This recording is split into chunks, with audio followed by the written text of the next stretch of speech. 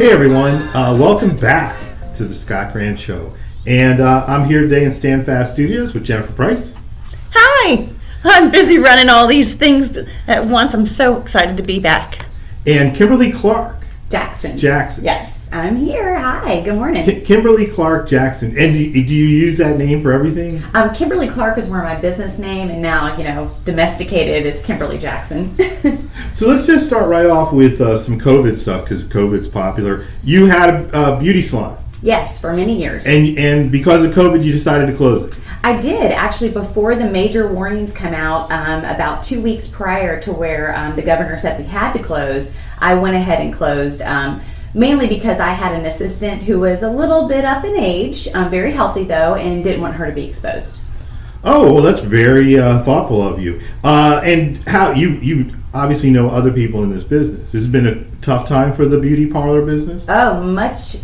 I would say it's probably overestimated the fact that so many people want to get their hair done and can't, and so many stylists that want to see them and aren't able to now because of restrictions. Yeah, I need a haircut, but it's not as dire, I don't think, for men as it is for women, right? I got my clippers in the car. Oh, do you? Really? Oh, we should have done that. That would have been an interesting radio segment, I think. Scott gets his haircut, episode 1. Jennifer's too busy taking pictures. Yeah. I'm taking pictures, and I'm also showing my roots, how hard it is to find a stylist that will stay in business long enough to see me the second or third time. Yes, it's been more difficult because you can't see as many people at one time. Now, before we started, I heard you talking about lipstick, and was lipstick sales down because of masks? And I hadn't really considered that. Do you think that's true? I do, and I will say this: lipsticks have a shelf life. And right now, they're just aging away because Jennifer so kindly said, you might want to check your lipstick, and it looked like I had been drinking Kool-Aid all morning. That's another question that occurred to me. And again, it had not occurred to me till just now. But does the mask mess up your lipstick? Oh, yeah. The lipstick, the sides right here, these little sides, and all the women know where you got these little bands around your ears. What about earrings? I mean, forget it. It's been difficult. It's a whole thing. Oh, that's true too. So, like dangly, hoopish earrings would become more difficult with a mask. Is that right? Sure. And is there a whole beauty culture developing around masks? I mean, I see people with designer masks. So. Oh, I would say so. I've got my unicorn mask here that matches my daughter's mask. I would say that most definitely in the style world of beauty, because there's so much that we can't do now to express ourselves, being like bright lipstick, and we're not really going many places, so we're actually excited about masks. Who knew? And yours is a unicorn. It looks girlish, youngish. Let's say. So, trying all I can. But I see people with like Gucci labels, and then with messages, right? Trump, Biden messages. Oh, yes. It's another way to communicate and express yourself. It really is. I saw one the other day, and it said, straight out of quarantine. I thought that was pretty good. Cute. That is kind of cute. I loved going to a fancy restaurant for the first time when they opened the restaurants up, Marker 32, and everyone was wearing the fanciest masks. They matched their designer shoes, and I was running around with the paper one. Right. I thought I had underwear on my face. It was very embarrassing. They actually have a thing where you can take the cup of a bra, I've seen, and then they'll take both the straps, sew it on, and actually have a cup of bra on. Did you know that, Scott?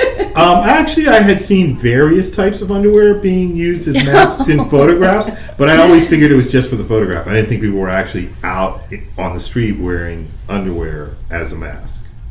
What do you think?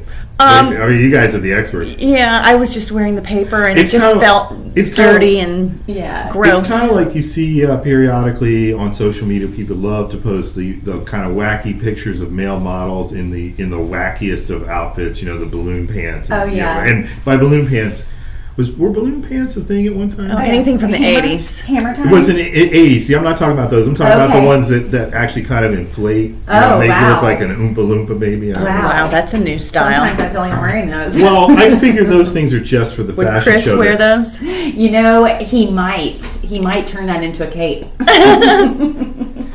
But I always figure people were just wearing those in the shows that nobody was really expecting anybody to go out on the street dressed in those outfits, or going back to the original topic, wearing underwear as a mask, right? Right. A little scary. Have you seen it? Has anybody? I haven't, but I could see where lace could be quite attractive if you are, get in the dating world. I did see some lace masks for sale. Yeah. I don't think they were lace all the way through. With a filter over it, yeah. I saw some wedding pictures posted of like a bride's pretty bedazzled mask. It was more like a mesh of pearls. Yeah, I don't know how that works. Yeah, but. So then, the other thing you see is your eyes are exposed. So then your eyes matter even more, right? Even more. I would say in the beauty world, if you skipped the lipstick and added a little bit more brow, you'd be winning in this game right now. Yeah, for sure. And your lashes, oh my gosh, lashes over the last even 5 years have just blown up. So right now it's like, my daughter is in love with lashes this year for school. It's a necessity. Oh my gosh. Is that because they're wearing masks? Probably. Yeah, I would say that probably shows off a little bit more. Plus, how old is your daughter again? 15. Oh my gosh. In 10th grade. I mean, these 15-year-olds now, it's like they walked out of a magazine. I mean, I had like zits and looking crazy, and my eyebrows were really bushy. I mean, what happened to the adolescent teenager? One of the arguments is that we spend a little bit too much time and effort and energy on looking good to begin with. That we and I shouldn't say that is in any way a bad thing, but that we maybe value it more certainly than prior generations. So then what happens when you don't have your looks to depend on? Well, that's what kind of, one of the things, that we talk about sometimes is what does happen to you. It's sort of like muscle labor jobs. There's a point in time where it's harder and harder to do those things. Mm-hmm. And, the same with if the only thing you have going for you, and I shouldn't say the only thing, but if that's the primary thing you have going for you. I would say that majority of my whole career has been, although I was standing behind the chair doing hair, it's really focused on confidence for people, men and women. And I think that some people can look at it and see it as vain, and really it's more self-care. What you project on the outside is definitely, it'll help you get your foot in the door, but it won't keep you anywhere. So I think you have to have a foundation there to where your confidence comes from, but looks can help.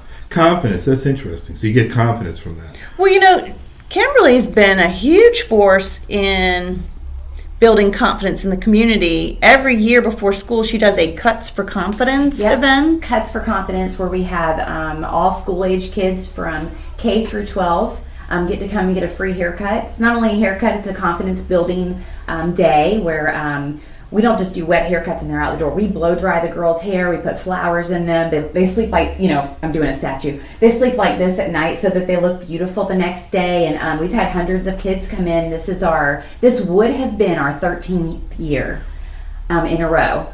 So, okay, and that's very admirable of you. Thank you. I also think, I understand the confidence. I do. I kind of want to go back to COVID because I like the COVID stuff we're talking about. So you are on 2 different channels frequently, right? Channel 4 and Channel 12? Well, I did Channel 12 early on in my career. Okay. Haven't been on Channel 12 for a few years now, but mainly focusing on 4 up until this COVID everything hit, so everything kind of went south. So are you still doing segments on Channel 4? I haven't since then. Okay. And that's mainly because I was social distancing and dedicated to being in the mom world. Still have a lot to do, still have a lot to talk about, but probably taking a little bit of a break. So are they doing? We know Beth Sullivan and Nemaya, and Nemaya's a great guy. And Tracy.com. Tracy.com. Well, you said you'd work with Tracy. What's it like working with Tracy? All very good friends of mine, Beth and Tracy. Oh my gosh, Tracy and I get into some wild things together. We have this energy. Like right now, she's in real estate. I'm so excited for her. She knows how to just change gears, and she creates that energy in me. Same thing I would say with Beth Sullivan. We talked about having a mermaid party one day. The next thing I knew, she was on the beach in a mermaid tail. Mm-hmm. And with so many years of promoting events with them, really have gone close to them as far as friends, but really just feeding off energy, just like Jennifer. She gets into everything. So when I was invited here, I was like, oh, heck yeah, I'll do it.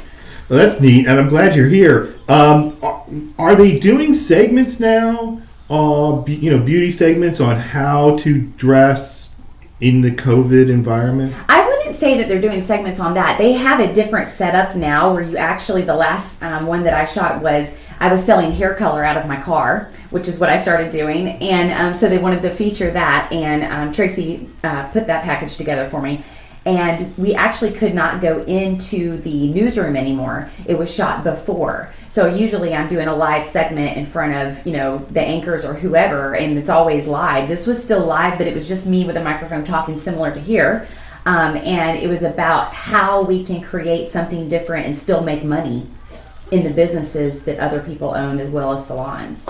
And were there any suggestions on how to make money? Well, I started doing color kits where I would put this formula on someone's roots, and instead I started, sending them messages on how to do it, formulating it, and selling it that way. So, do people? I think in the old days, women often did their own hair at home.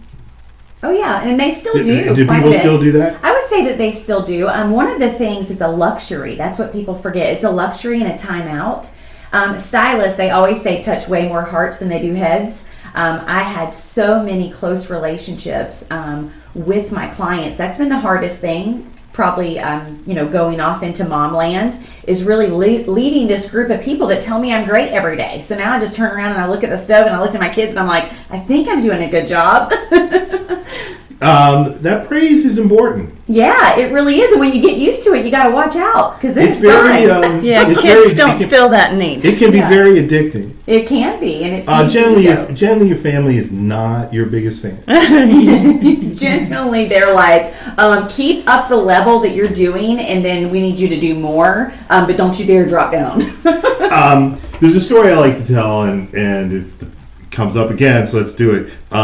Dolly Parton. You like Dolly Parton? Oh, I love Dolly. This is a good one. This is a good story. Love Dolly. Everybody loves Dolly Parton, I would say. I Yes. mean, almost everybody. But you know who doesn't? Who? Who doesn't like her music, doesn't like to hear her perform? I can't imagine. Her husband. I would say that's... He's only been to see her. Probably. He's only been to see her perform once in his in Wow. 50 plus years of marriage. So again, this is not somebody that came on at the last second. Successful marriage, 50 very years. successful marriage, 50 years. Yeah, you got to give him credit. And she doesn't seem that upset about it, but she doesn't talk about it either. When it comes up, she says it's complicated. Yeah.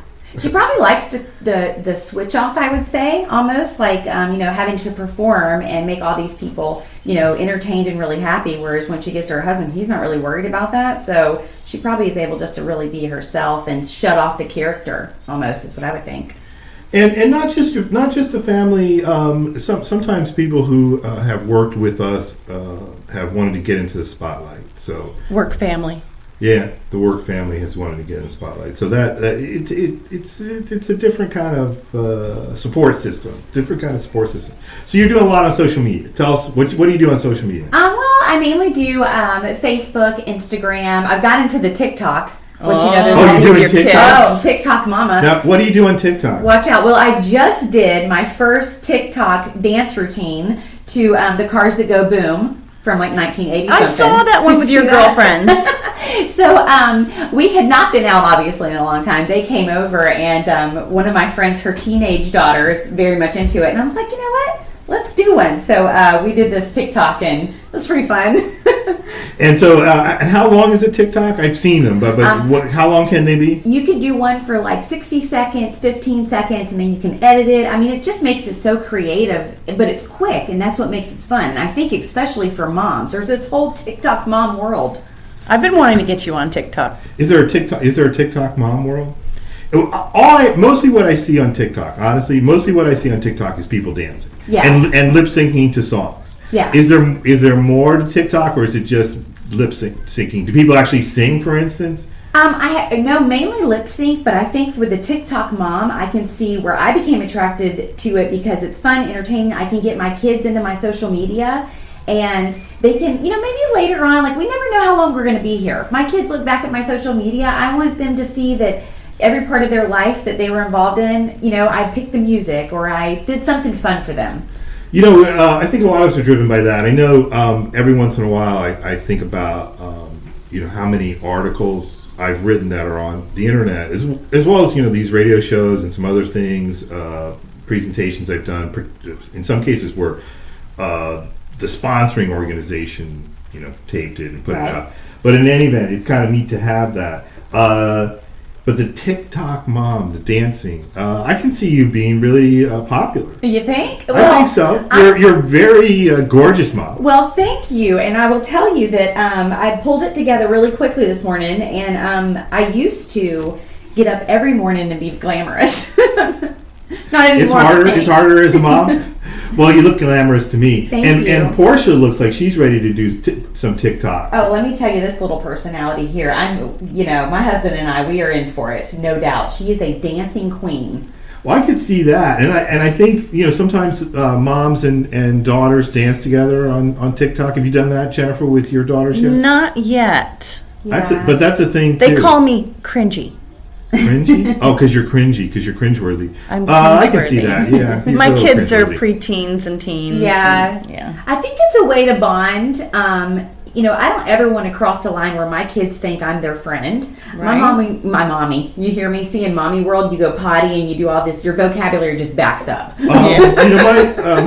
My youngest is 14, so we're a little past that, but I do remember pretty well. Alexander, he's out there. He may even listen to this at some point. So, hey, Alexander. His best advice on the radio show is that he should, Miss Jennifer and I should sit in the corner and let him take over and show us how it's done. Oh. I love it. We could learn so much from 14-year-olds. Yeah. Because they know how to rule the world. They do. Probably could learn some stuff from Alexander. Solve all from of our all problems. From all those kids. Although I think we'd end up doing TikTok videos. Yeah. And I'd have to be hidden in the background. I'd be Those will be our new presidential debates on TikTok. Oh yeah, I think that would be great. I did see one TikTok where a woman was dancing, younger woman in her clearly what looked to me to be her parents' kitchen, and the mom walks behind and shoots a look, and I'd be good for that role. Yeah. I'd be good for that, like just kind of go walking through and pause, give you guys a disapproving look as you're dancing in the kitchen and move on. That'd be my role, I think. Well, there's a lot of controversy with TikTok because it's a Chinese app and all this kind of stuff. I tried to pull up a few different apps that are more of American apps, I guess you say, or should try to go towards a different app. And honestly, they were harder to operate. I couldn't really load them. I think with social media, a lot of these they get our information anyway. But with TikTok, I have found that you really can go from bonding with your kid to a sweet little lullaby with a baby to all of a sudden, pardon me, but people twerking. Yeah, no, I've heard that there's some even crazier stuff out there. I try to think how I run into TikToks. They just kind of show up every once in a while. Maybe Instagram, although I haven't been on Instagram for a while because I haven't loaded on my new phone. Did I hear right that Microsoft is buying TikTok? Well, there's talk that Microsoft and Walmart together are going to buy TikTok. That's the most recent story. It's not done yet. Trump apparently wanted to shut TikTok down, and part of the argument was that it was owned by the Chinese, and the Chinese were stealing our information. And as we all kind of have learned, one of the things that drives social media and the internet is getting information about us, information we're not even aware we're giving, just by the type of things that we search. So if we search for how to turn my underwear into a mask, then they know that we're interested in underwear masks for COVID. And so, TikTok. But there was also the stories, that TikTok or groups on TikTok had kind of embarrassed Trump a little, so you wondered how much was just Trump being embarrassed. The rally, remember the rally was it Oklahoma City? Had 4 million subscribers. Or people had signed up for it, and only 10 or 15,000 showed up. Trump was greatly embarrassed by that, but the 4 million had signed up because of TikTok.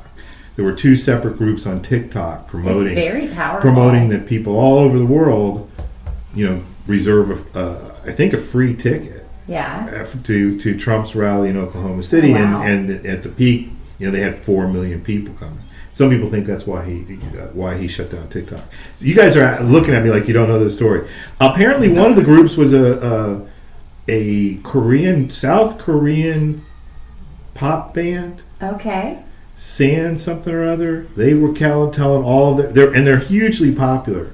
You see, now we really need Portia in the conversation. Portia knows who these Yeah, guys are. Portia probably definitely could So pull the that Trump PR campaign employed a South Korean pop group? No, separately, this South Korean pop group on their own decided to punk President Trump by telling all their fans, and they have a lot, to go to this particular website and register for a free ticket to Trump's Oklahoma City rally. And they were not the only one that did this. There were some other organizations too, or other groups, but this was the biggest one. And the band's name is K-pop. K-pop. Oh, my kids love K-pop. Yeah, I have heard of K-pop. Okay, so K-pop told all their fans to get tickets to Trump's rally, which they did, and obviously never intending to use them. The president and the party went to built an outdoor stage, so there would be a separate rally for the overflow because the arena was only going to fit 50,000, and 4 million were coming, and there was all sorts of police, and then of course nobody came. Wow. Great punk. Yeah. It was a great punk, and then pretty quickly thereafter, Trump announced he was shutting down TikTok. Yeah. Oh, I get it. So you wonder there were other groups of It ticked him left off. or more left leaning For people. So K-pop. So you know K-pop. I've K-pop. heard Wait a of second. K-pop. It's K-pop stands. I said stan earlier. K-pop stands, something like that. Sure. No, that's that. I'm sure that I'm right. K-pop. So are they any good? I'm not really sure about K-pop. I know that it doesn't take much to upset Trump, and whenever I heard him talking about the TikTok, I was actually really surprised because, to me, as far as social media goes, I mean, can't the Chinese or anyone in the world get our information anyway? I mean, it is called the World Wide Web. So whether it's a TikTok app or some other app, Again, it's the worldwide. it's the stuff that you're searching. It's the stuff that you're posting. It's the stuff that you're looking for. We all know that if we look for a computer or a golf club or a dress, that suddenly our social media is deluged with people selling those items. I like to tell people, don't worry anymore about being microchipped. Oh my God, because you're carrying around the microchip. The microchip, that's true. And as far as social media goes, it's hard to explain why certain social media applications take off. Why was MySpace so popular and then not? Yeah. Why is Facebook so popular? And I don't think Facebook will last forever. I've said that from the very beginning. I think at some point, and we may be beginning to see how Facebook unravels in this political world. I think it has a lot to do with how user-friendly something is. Yes, I mean, very true. if I have to download an app that is giving me a bunch of hoops to jump through, then... Hey, Portia. Say hi. Can you say hi? Hi. How old are you? 2. You're 2 years old, and you're wearing a tutu. Right? How appropriate is that? Yeah. What are you watching? Tell the people in the audience what you're watching. But this is 2-year-old Portia. What are you watching? What are you watching? What's her name? Do you like Wendy? What's the name of that show? Is it what's it called? Tell me. What's it called? Is it Wendy? Is it Baby Shark? But who is that?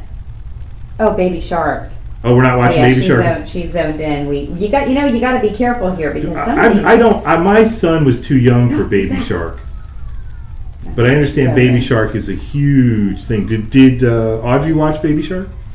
I believe that was before she grew. She's 10 now, so her little cousins, Amelia and Savannah, are big fans of Baby Shark. So much that I went, I think, to Wish.com and bought a T-shirt for their dad. And what is Baby Shark? Is it a cartoon? Oh, it is you want to do Baby Shark?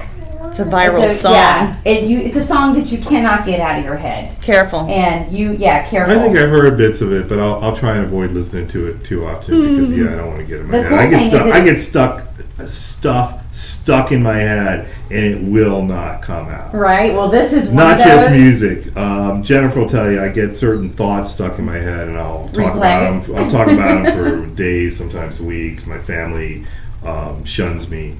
Yeah. Well, I was going to say with Baby Shark, the cool thing is that it lists your family in the song. So I'm a huge fan of that. So if you're going to, especially for kids, if you're going to run something over and over, it talks about their brother, their mom, their grandma, So I think that's a good thing. And can you customize it with your names, or is it just talk about? You probably can. It basically just says like your family member, your dad has a certain move. The dad is the big shark, and the grandma is kind of the little shark, and Grandma's the shark with no teeth. Yeah. The shark with no teeth. Okay, so and how's it? Let's talk about motherhood. How's it being a stay-at-home mom? Wow, it is a completely different planet. It is as if I were on Earth and then someone moved me to Jupiter. Oh my goodness. Does that give you a picture of what my life used to be like and what it is like now? Wow, yeah. Do you feel... I identify. Yeah, it really is. When you're wearing masks... And I feel like I'm transporting myself from Jupiter to Earth on a daily basis. Right. I remember, Jennifer, when you used to come into the salon, you had 3 young children. I'm the salon owner, just over here trying to be fabulous or at least play it off.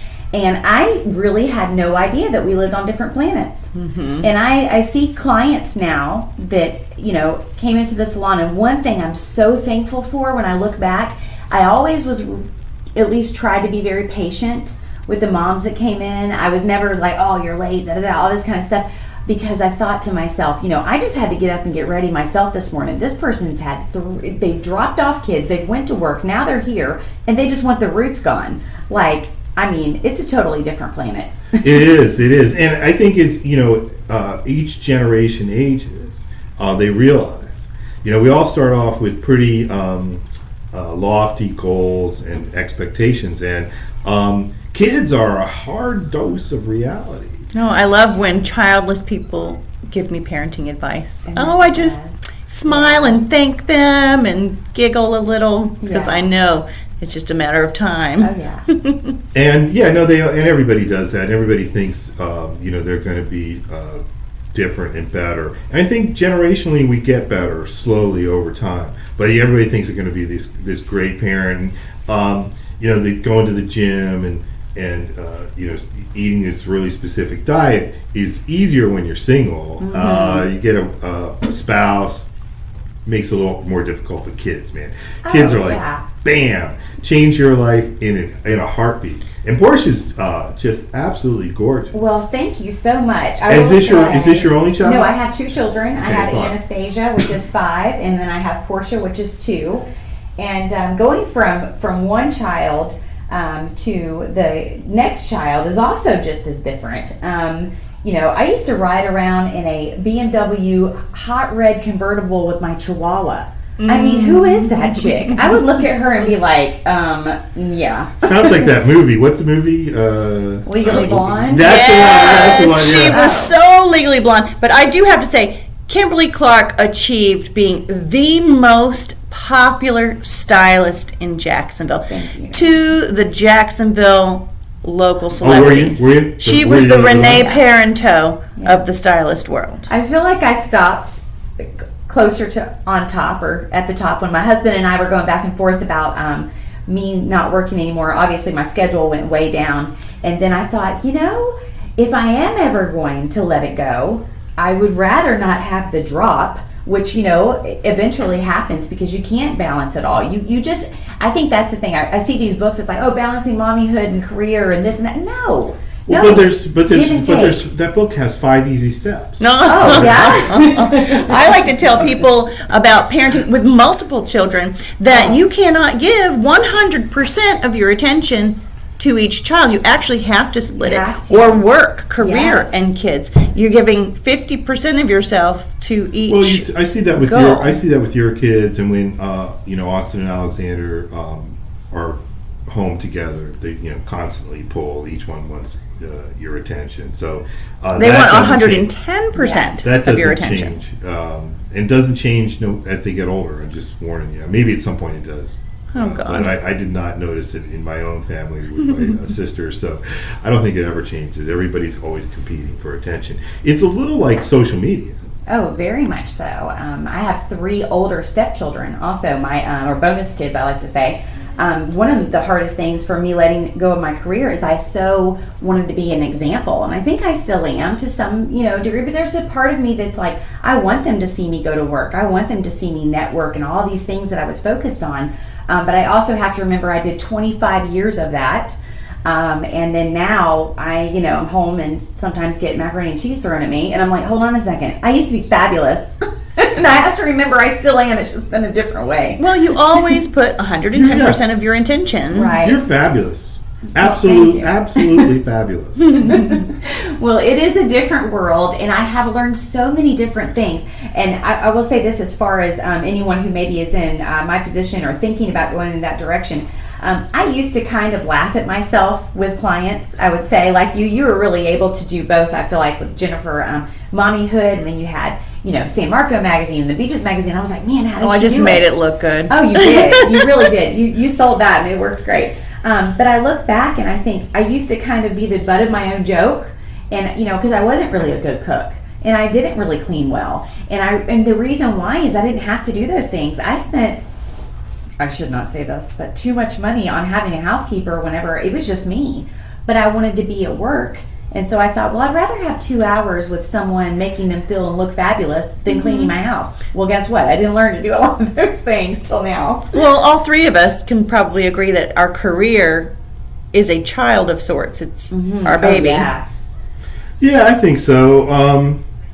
You talk about obsessions. You were talking earlier about looking good, and I think it's good to be obsessed at times. And I clearly, personally, get obsessed with things, and in a lot of ways, that's when I'm at my best. Is when I'm obsessing about something. And I don't know if you've read any of the things I've written. There's hundreds of articles out there. Some of them are local history. You'll probably start running into some of them. I will now. But I get obsessed with things. And, for a long period of time, I was particularly obsessed with the year 1964. And I think I still am. So, what does that mean? I think the point I was trying to make is that those are things that will ultimately bring you pleasure, is fulfilling those obsessions. And work is an obsession. Yeah, I go into a late night mania sometimes, because it's just my only time where no one's pulling on me or anything. And I feel like I'm saying that negatively, but in every little thing you do for your kids, there is a fulfillment and an enjoyment. But I used to love to paint. So, sometimes I'll be up at night. It's like mania. Like, what am I doing? I need to be asleep. Well, that's a good constructive outlet. Pretty little trees. Is this on the walls, or are you painting canvases? Oh, I'll paint everywhere on the walls. My husband will come home and rearrange the furniture. Have you painted like murals on the girls' rooms? I have not done that, but big canvases, I have done that. Okay. Instead of cleaning, I'll rearrange my furniture. Like I should have done 5 loads of laundry, and sometimes I'll do 2, but then all of a sudden you'll come in and I've redecorated everything. Well, there are things that have to be done, and sometimes part of being an adult is you just do those things even though you don't want to, because they have to be done. I find with mania that sometimes it operates at night, and sometimes it operates very early in the morning. I don't know why it switches around. I've not been as productive late at night as I once was. I think it's more the time that we have alone time, uninterrupted time. Yes. And we all need that. Okay, this has been, I think, a fabulous interview. Awesome. I enjoyed it. You are absolutely fabulous. Well, thank you. And I'm going to leave here today with my head up a little bit higher. And I think that anyone that's listening, sometimes changing things up. Jennifer, when you asked me to come in, mom-wise, remember last week, I'm like, oh my gosh, I can't. She has swimming lessons. Where's she going to swimming lessons? Okay, so she is going to my friend Erin's house, actually, and she has a instructor that is coming over and doing the infant prevention rescue, I think is what I'm going to mispronounce the ISR. Can Portia swim? Portia. Can you You swim? ready to go to your swim school? Oh, she's locked in. I believe that Well, should be you a know, requirement. she is locked in, and we see this with the kids, man, and adults too. We get locked into those devices. My husband calls it the Matrix. He's like, "Oh, you're in the Matrix." That's a reasonable. That's a reasonable thought. Although the whole Matrix thing has taken on new meaning recently, thanks yeah. to the red pill.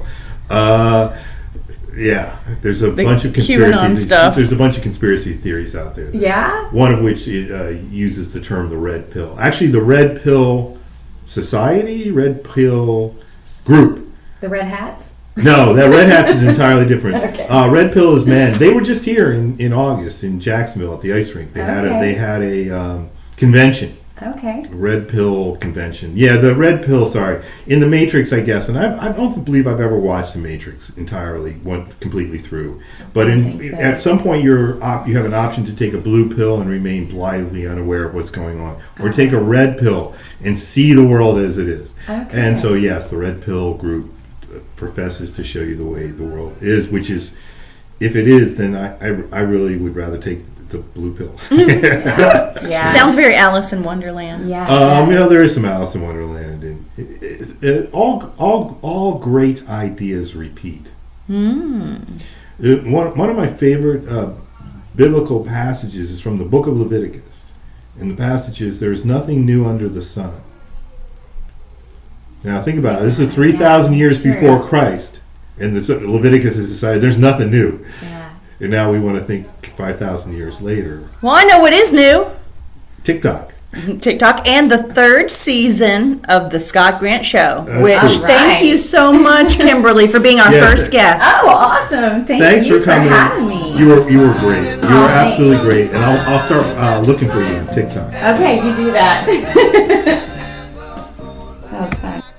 The Scott Grant Show is brought to you by Standfast Asset Management of Ponte Vedra Beach, Florida. Standfast is a fiduciary asset manager specializing in great American companies. We're proud of our disciplined approach to investing.